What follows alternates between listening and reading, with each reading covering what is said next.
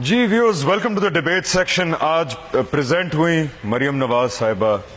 بہت ساری باتیں ہوئی. سارا کو موقف ایک ہی ہے، یا تو سازش ہے اور یا پھر ہمیں بتایا جائے کہ ہمارے پہ الزام کیا.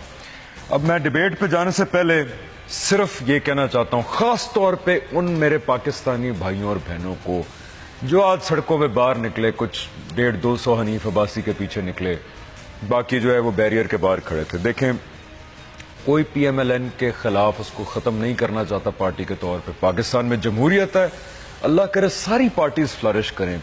دوسری بات یہ ہے کہ انشاءاللہ پاکستان میں فوجی جو ٹیک اوور ہوتا تھا وہ نہیں ہوگا. کوئی نہیں ہونے دے گا، لوگ بھی نہیں ہونے دیں گے، پوری ساری کی ساری پولیٹیکل پارٹیاں بھی نہیں ہونے دیں گی. یہ بھی نہیں ہوگا.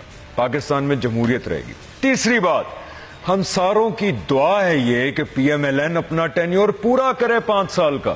اگر نواز شریف صاحب ڈسکوالیفائی ہوتے ہیں، اللہ کرے آپ ہی کی پارٹی کا ایک اور آگے پرائم منسٹر بن جائے، اس لیے آپ کو کوئی ہٹانا نہیں چاہ رہا. اب ذرا غور سے سنیے مریم نواز اور ان کی فیملی پہ کیا الزام. جلدی سے بتا رہا ہوں، اور یہ ایک پاکستانی کے طور پہ سنیں، تھوڑی دیر کے لیے ذرا سیاست کو سائڈ پہ کر دیں.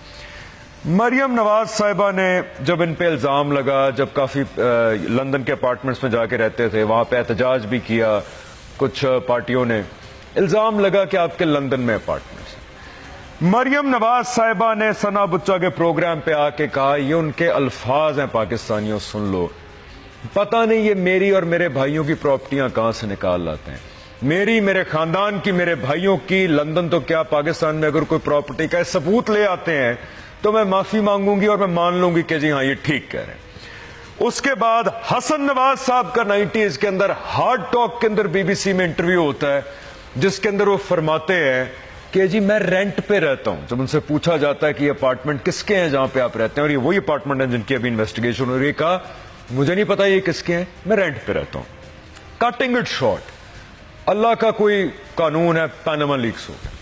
پاناما لیکس موزیک فونسیکا آڈٹ فرم تھی ایک، اس کے ڈاکیومنٹس لیک ہو گئے. یوکرین کے پریزیڈنٹ کی امپیچمنٹ کی تحریک چلی، اور یہ ان کے خلاف جو پبلک آفس ہولڈرز جن کے نام آئے ہیں ان کی بات کر رہا ہوں میں. عام بزنس مین بلینئر ہو سکتا ہے آف شور کمپنی والا. پبلک آفس ہولڈرز کے اندر یوکرین کے پریزیڈنٹ کے اوپر امپیچمنٹ کی تحریک چلی. اس کے ایک فیملی ممبر کا نام تھا. ڈیوڈ کیمرون کو استعفیٰ دینا پڑا، اس پہ پریشر پڑا کیونکہ اس کے ایک فیملی ممبر کا نام تھا پاناما لیکس کے اندر. آئس لینڈ کے وزیر اعظم کو استعفیٰ دینا پڑا کیونکہ اس کے ایک فیملی ممبر کا نام تھا. 3-4 ملکوں کے وزیروں کو نکالا گیا. پاکستان بدقسمتی سے ابھی تک وہ آخری ملک ہے جہاں پہ ابھی تک کاروائی ہونا باقی ہے. آپ کو میں یہ بتاتا چلوں، 140 پولیٹیشنز کے نام آئے ہیں پاناما لیکس کے اندر، ان میں سے 139 کے خلاف کاروائیاں ہو چکی ہیں.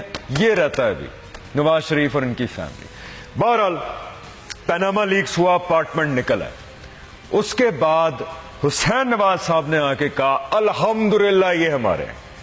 تو اب ہم جسارت یہ کر رہے ہیں پاکستان کے اندر کہ ان سے پوچھ رہے ہیں کہ آپ جو ڈینائی کرتے تھے، اربوں روپے مالیت ہے ان کی، اربوں روپے، جسارت یہ کر رہے ہیں ہم کہ یہ کہاں سے آئے آپ کے پاس.